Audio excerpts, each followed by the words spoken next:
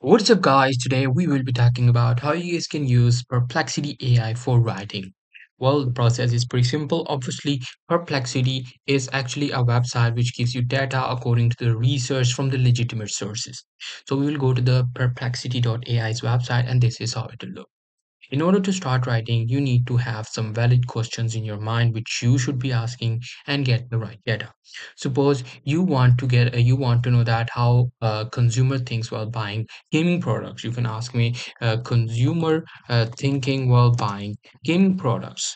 So if I search for that, like let me just search for that, you will be able to get the whole information about the resources, about the latest articles. As you can see, this is how you will be able to get the right data which you can use, interpret it, and then get the right data for you, and then you can use some of the data for your writing.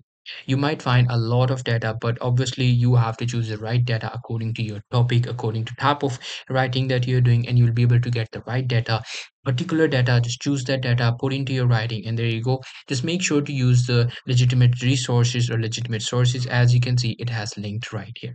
So that's pretty much it. That's how you'll be able to use Perplexity AI for writing. Hope you guys find this video helpful.